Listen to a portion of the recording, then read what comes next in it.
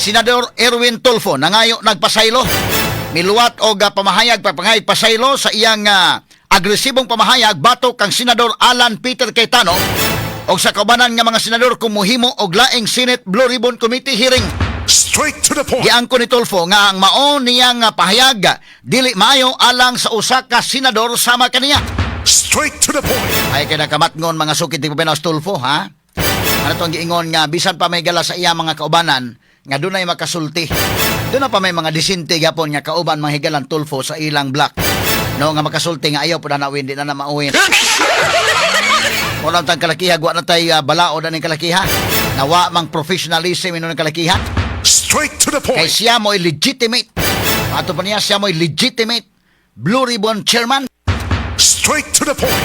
Legitimate ka, ha? Ayan, naunsa man ang hitabo aron. Muna kinis gatsalyan may galabida. Murag mabutang sa alanganin aning kalakiha. Ang iyang future careers politics may gala delikado pa og sikwate sa aning kalakiha mga sukit ti paminaw. De kalibreng talakayan. De prinsipyong komentaryo. Attorney Rufil Fernandez Banyok sa Straight to the Point. Not just number one. Simply dominant. Straight to the point. Okay, makaigalaan si Senador Erwin Tulfo human mahigala ni nang hulga kang Senador Alan Peter Cayetano, apil pa si Senador Rodante Marcoleta nga kumupadayon sa ilang Senate Blue Ribbon Committee hearing iyang ipadakop o kung dili mo dakop ang usaa siya kuno iyang kwelyuhan iyang guyuron ngadto padung sa gawas. Try me, pinana pa siya, try me, ha? Because I am the legitimate Blue Ribbon Chairman, matod pa niya. Isuga mahigala, eh. Kada bitaw, tungod sa iyang pagtuo nga sa may legitimate, muna dihan dako ng resolbahonon ron mahigala. Pero na ngayon nagpasaylo Tulfo, ha? Nangay sa pasaylo mahigala sa iyang pamahayag nga nasayop siya sa iyang pamahayag mahigala sa ko nang giingon sa ilang grupo mahikigalaan sa Gatchalian Black napa man po yung mga disinte diha munaing ko nga Sharo naman sa Bam Aquino tanaw na ko sa Bam Aquino okay pa man sa Bam Aquino kinisla si Kiko disinte pa man sila basa si Risa Hontiveros kinisa bisa si Win Gatchalian day di pa man na inana gyud nga kanana ang ato himuon ng Kongreso may galang Senado boxing ring. So, sultihi lang ninyo Tulfo taon nga di na po na mao nga. Win, di na mauwin ha. So, nakapangayo sa mahigalag pasaylo sa iyang statement mga sukit tigpaminaw. Pero puting isuga pagpalmiro eh. Unsa may basis ang kaisog. Kaya nagtuo siya may siya mo kuno legitimate na ba? Sige ko na daw mega mailan daw ito iyang video daw be. Kato may basis mo nang ari na to i-anchor atong discussion. Mo man niyagi kaisugan kanyo. Oh. Sige dong. Play dong. Papayag na maghihiring-hiringan kayo dyan at I will have you arrested. I promise. Kahit na senador ka, kahit na sinasabi mong matanda ka na ilang taong ka na sa Senado, try me. Magpahiring ka ng Blue Ribbon ulit. Magpahiring ka. I don't care kung dati kang Senate President, dati kang Speaker of the House, I don't give up. Talagang papahuli kita. Kung hindi papahuli, kung ayaw ng usa, bibitbiting kita, kwikwilihan kita, palalayasin kita dyan sa floor na yan. Because I am the legitimate Blue Ribbon papayag. Okay, pause dong, pause. Okay. So, because I am the legitimate Blue Ribbon Chairman, matod pa niya mang higala. Although na ngayon nagpasaylo si Erwin Tulfo ani, pero unsa ang basis sa pati niyang isuga mga kaigalan? Kay siya ko ang legitimate Blue Ribbon Chairman. Straight to the point. Sa ko nang giingon may gala, punto por puntong diskusyon. Kini, punto por puntong diskusyon. Both sides, ang Cayetano Black o ang Gatchalian Black, dunay legal basis. With due respect and fairness nilang duha. Mawita na karon nga medyo na bahin mga kaigalaan. Pareha dunay basis. Pero ang gibug-aton sa basis, kaysa man mahigala, grabe sa may, iya ko nung kwilyuhan, iyang bitbiton.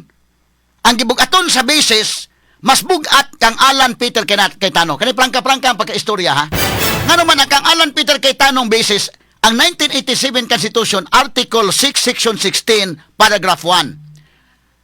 Senate Rule Rule 2, Section 2 sa Senate Rules. Klaro na, ang basis ni Cayetano Constitution. Sa may basis sa Gatchalian Black. Ang Gatchalian Black, ang basis may gala ang Abilino case. Sa ako nang ingon, i-discuss ko ng Abilino case. Kinala na taas-taas nga time. Katawanan sa ng Abilino case, but ang iyang facts, dili exactly parallel sa nahitabo karon. Ikaduha, ang kanang Abilino case, para klaro lang yun, careful reading of the Abilino case reveals that the relevant statement is merely an obiter dictum. Klaro na, obiter dictum na na, mga kaigalaan. Basahan ko ninyo ang Abilino case katong mo. Gusto gyud niya na, tagaw-taw, may gala. So, basa. Ako nang ipaprint ni kasamang Ken Galin niya, day. Ako man nang salamat kay day Ken, ha. Naana na yung mga higala niya. Pila ka pages ta nani? 29 pages, no? Ora, Abilino case. Ipakita ko na dong katong kaso dong, katong screenshot dong. Kano? Abilino case, oh. I-discuss na to, unsa ang facts ni katawanan sa ning Abilino case may gala, but not exactly the same ining nahitabo karon. Ikaduha, unang-una, lack of jurisdiction ng korte, wa sa mo take of cognizance kay lack of jurisdiction. Therefore, ang iyang statements sa Abilino case obiter dictum ra. So ang basis nila kay tanong na opinion of the court, not even binding mga higala, because dili mga kaigalaan na official decision sa korte. Straight to the point. Dili. Kundili, obiter dictum lang. Obiter dictum lang. Panay klaro-klaro ha nga pagka-istorya mga sukiti pa. Manawa sila mismo, kasabot na sila mismo, manawa sila mo elect o Senate President. Ang ilang gi-elect mahigala pro tempore ra. So ang basis ni Cayetano mas bugat sa basis mahigala sa Gatchalian Black. Klaro na nga pag-istorya mga kaigalaan. Nga naman, ang basis ni Cayetano, ang Article 6, Section 16 sa atong 1987 Constitution, Rule 2, Paragraph 2, Rule 2, Section 2 sa Senate Rules, muna basis ni Cayetano, Constitution na. Ang basis may galang Gatchalian, Abilino Doctrine, Abilino case, which is, ang Abilino case may galang dismiss ka na sa Supreme Court for lack of jurisdiction. Wala mahigalay jurisdiction ang korte. So kining pamahayag sa Abilino case, opinion only of the court. Straight to the point. Discuss ko na unya lang kay kinalang tagtaas-taas nga oras. Para maklaro to atong tagsa-tagsaon akong pisa-pisahon ang Abilino case. Sa laktod, mas bugat o basis si Alan Peter Cayetano ikumparar sa grupo ni Win Gatchalian. Prangka na nga pagkaistorya. Manas pagkakaroon, importante man gud mahigala nga maklaro ang kinsay legitimate group. Ngano man kadtong legitimate group mo toy dunay legitimate authority ang ilang Senate Blue Ribbon hearing. Straight to the point. Kaya naduhan naman niron. So ang kadtong Senate Blue Ribbon hearing ni Pia Cayetano mas dunay authority as compared mahigala ining kang Erwin Tulfo. Straight to the point. Nga naman, sa ako nang gingon mahigala ang atong konstitusyon klaro. Kana siyang 1987 Constitution, ang wordings niya kanang prepositional phrase. Balik ka na gamay dong names. Tanawa, ang pag-elect lahi ang kurom nga hisgutanan ug lahi mahigalang hisgutanan sa election of officers. Kinsa man ang election of officers mahigala kining Senate, Senate President, Sergeant at Arms Secretary. Katong usadong, katong gitong imong gibaglisan og yelo sa dong. Ato lang balikan kani Kining gibutang the Senate shall elect its president and the House of Representatives its speaker by a majority vote of all its respective members. Kana nga phrase of all its respective members wala na sa 1935 Constitution nga diin didto nga area mahigala na under ang Abilino Doctrine. Straight to the point. Gispecific na mahigala, gispecify na sa 1987 Constitution. Pag siguro na mga higala, guard na kay bag-ugutan na igog masyalo. Bag-utan na igog masyalo, bag-utan na igog tong amahan ni ining BBM. Muna ka ng 1987 Constitution, kang kuri na nga Constitution, naghimo tag Constitution may gala tungod sa tong experience sa howd si Marcos nga ang tanan under the dictate of Marcos. Guard na mga higala nga dunay independence ang legislative department from the executive. Straight to the point. Gituyo na. Ako i-discuss niya Abilino case, di ay Abilino case ay ako nang gipa-print ni Ken Galiniya gani. Nanaata. I-discuss ta na unya. So ang ilang basis may galang Abilino case ra. Ang basis kay Cayetano Constitution. Ang basis mga higala. So kung ang Constitution na to hisgutan, ang basis, ang denominator is 24 gyud. Kung mag-elect og president, hasta gani ang president pro tempore. Sige dong, katong imong gipaglisan dong. Rule 2, Section 2. Sa Senate Rules dong, names. Tanawag ko dong. Ako lang gibalik gamay ha. Then atong emphasize may gala ang kwan. Rule 2, Section 2. Kanayo? Sige, saka pa gamay kana. Rule 2, Section 2. Kanayo? The officers of the Senate shall be elected by the majority vote of all its members. Kinsa man ang officers sa Senate, tuwa sa Section 1. Rule 1, Section 1. Ang President pro tempore, Secretary o ang Sergeant at Arms.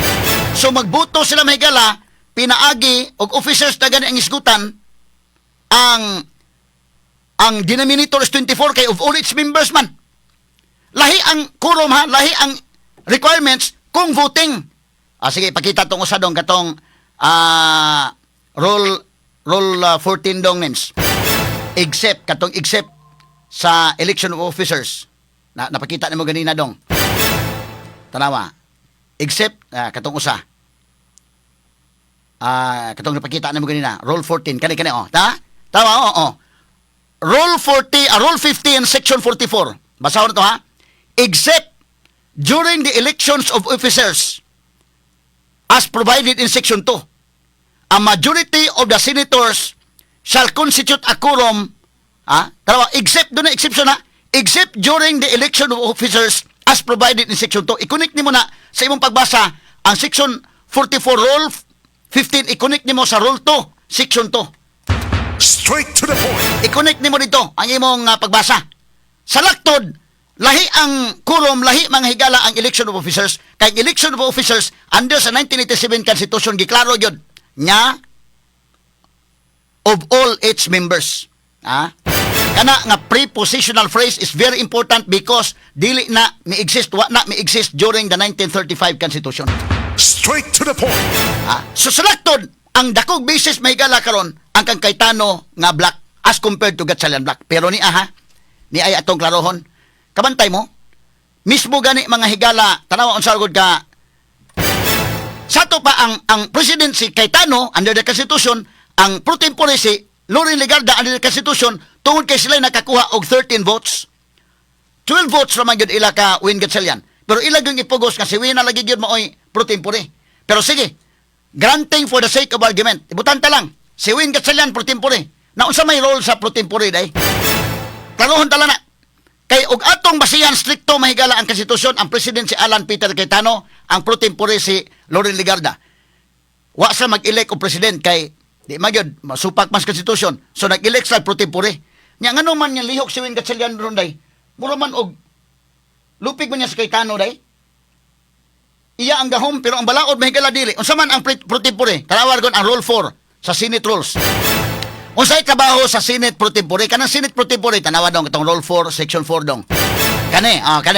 Pwede man tong ipadako. Balag ikuha lang ako naong. Kana.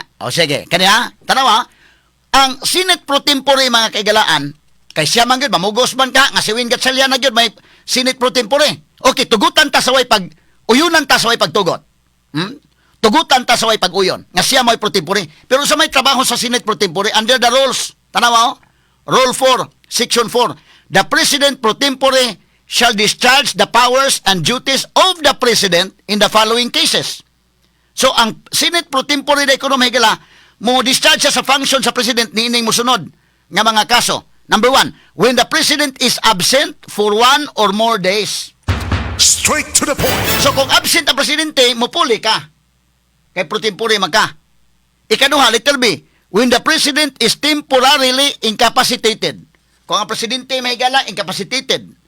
Na-hospital pananglitan karon or nasakit mahigala nga di na maka-function. So muna ang Senate pro tempore mo puli. Ikatulo, in the event of resignation, removal, death, or absolute incapacity of the President. Straight to the point. Nyawa man na mahigala mahitabong Cayetano. So bisag asang anggula mahigala alkansi gyud sa legal basis ang Gatchalian Black. Straight to the point. Bisag asang anggula, prangka-prangka ang pag-istorya ha. Nya sa liga nimong Avellino case, ato discuss sa Avellino case, we will dive in aron maklaro taning Avellino case mga higala. Lahi kay facts ang Avellino case oy. Ipugos gyud nimo malaya ko giingon nga imong sapatos gyud imong tiil ang arang sa Montiel size 8 niya imog yung ipugos kay wa nay lain ang kana lang size 6 bang higala din naluthan kay hinuon. Ang ilang gipaabot niadtong panahon na June 1 ang ilang gipaabot duha gi maabot aroma 13. Wa may miabot ang duha usara man gyud agi pugos nila. Kana magong Senate pro tempore parehara nag Vice President day ba?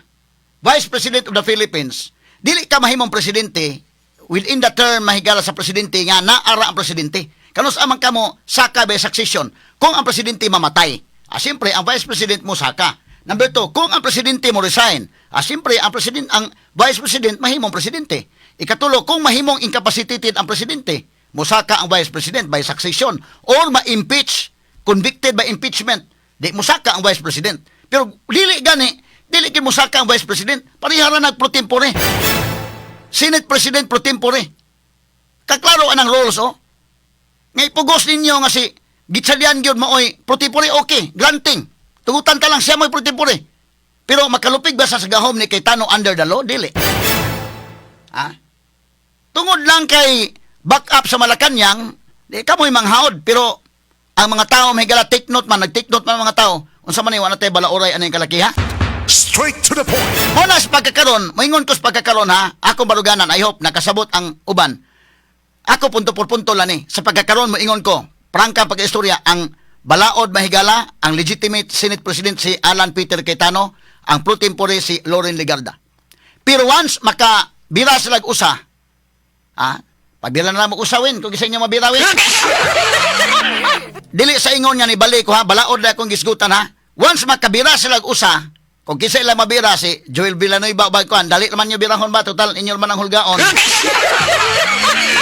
O makabira ko usa, makatrisi sila dahil, maingon dyo ko, nga, okay, ang legitimate ron nga grupo ang kang Win Gatchaliana. Nga, ako maingon mismo, kamo Cayetano, cooperate mo sa Gatchalian Group.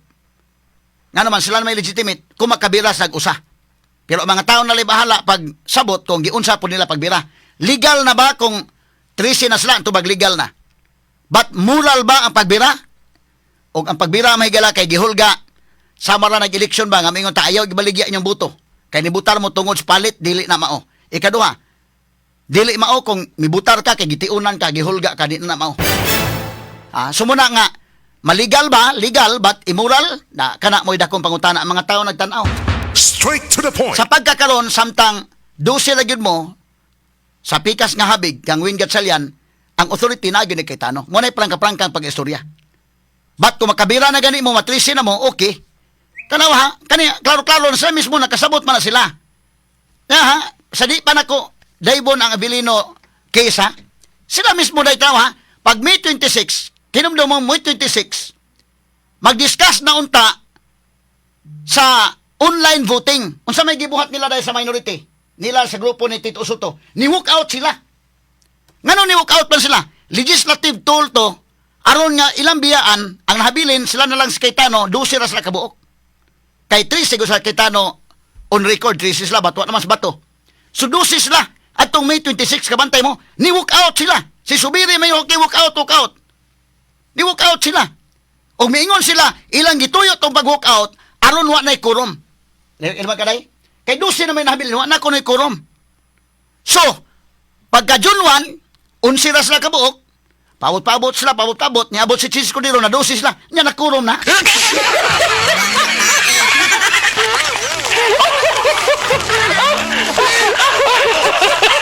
So, kanan na yung 12 kabuk mahabilin kung grupong kay Tanaway Kurom, unya kung inyong grupo kang Gatchalian o 12 mo makurom nagkalit.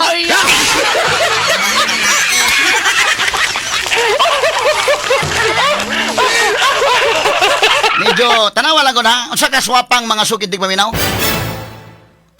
Simple kina, di pa ta mo dive in sa Abilino Doctrine. Anang May 26, ni walk out sila.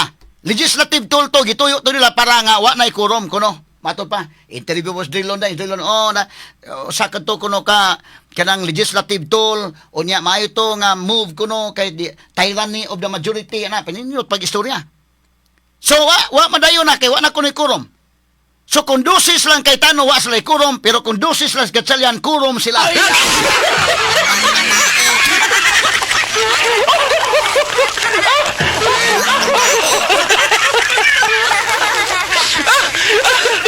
asa na ning kalakiha? Okay, klaro-klaro lang pagka-istorya ba? Bida. Ang ato ini, rule of law lang kita. Klarohon talaga ni mga sukit paminaw kay lisod man kay mga kagalaan nga magkaguliyang ta ining kalakiha. So, sa pagkakaroon mo ni akong klarohon, once napas la 12 pas la kabuok gyud, pas la kabilag usa, ang kang Cayetano gyud nga grupo maoy legitimate. Nganong importante man na mahigala? Bisa pag makabila sa usa unya or makabila sa usa ugma, nganong importante gyapon tan-awon to ang legitimacy sa kang Cayetano nga leadership because kadtong June 4 nga hearing day valid man to day. Valid man to on record man to sa Senate. Pero ang gamhanan may galasi ang grupong Win Gatchalian kay backup man sila sa Malacañang. Sila may backup sa Malacañang. Si Cayetano to under naan niya ang balaod, mo na yung si Cayetano ang ako ug gisaligan ang balaod og inyo mga pag-ampo. Kay bingka gaho mahigala, laliman ka na. Under the law bisag asa nga gula, alkansi gyud. Nya aton tugutan lagi, sige okay. Pro tempore makaka, sige okay. Ikaw may pro tempore, pero kanus aman ang pro tempore mo function sa Senate President. Klaro na sa rules. Naunsa man hitabo aron. Mo na kinis Gatchalian may gala bida murag mabutang sa alanganin aning kalakiha ang iyang future careers politics may gala delikado pa og sikwati sa aning kalakiha mga sukit ti paminaw. Matalinong talakayan. Diretsahan. Attorney Rufil Banyok sa Straight to the Point. Dire-diretsong komentaryo. Attorney Rufil Banyok sa Straight to the Point.